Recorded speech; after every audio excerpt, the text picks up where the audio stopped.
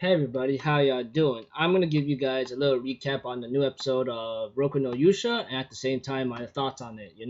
Well, this episode here, which is on episode 7, I gotta say, pretty cool, and we get to know a little bit more about Adeletto and Flemmy at the same time. So if anything else, let's go.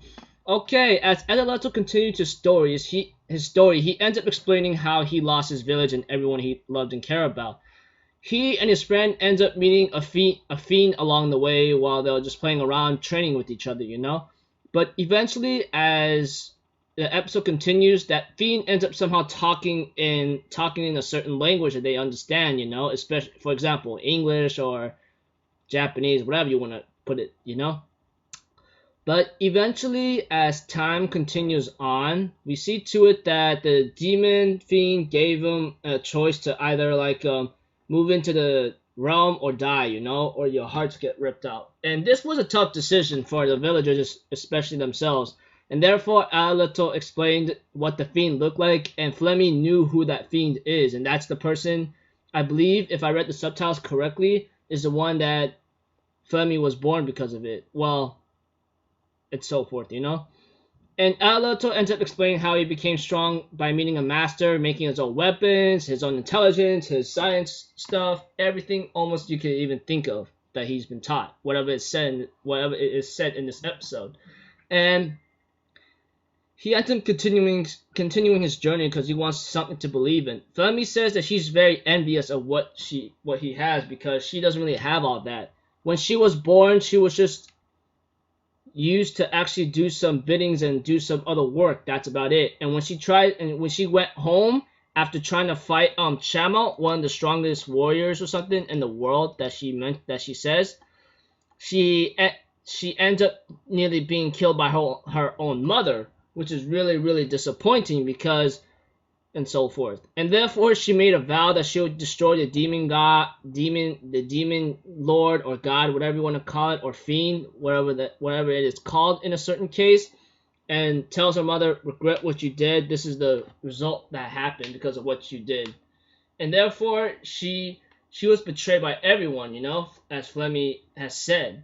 And therefore Flemmy decides to give Adeletto a device that makes no sound and no light, but even though it doesn't make those things, she herself would know she's the one that she herself would know where it has been ignited and so forth. And therefore the episode continues where everyone is trying to hunt down Adeletto, especially Mora, Godolf, Hans, except Hans and Flemmy stays behind the temple for the meantime. Nashatanya and Godolf is talking to each other, and Nashatanya believes Hans might be the 7th one, and she's very suspicious about that, and so forth. Which I don't really believe, but I don't even know myself. As for Chamo and Mora, they decide to go in the forest along with Godolf and Nashatanya. Nashatanya wants to find evidence and proof that Hans is the 7th one, and so forth. So as the episode continues, everything seems to be out of control. Adeletto tries to go back to the temple and grab his weaponry, but he ends up meeting Hans in combat, and therefore it ends off with the freaking advantage for Hans to deal the killing blow, which is an a-hole ending. And I'm thinking in my mind, god dang it, you gotta be kidding me.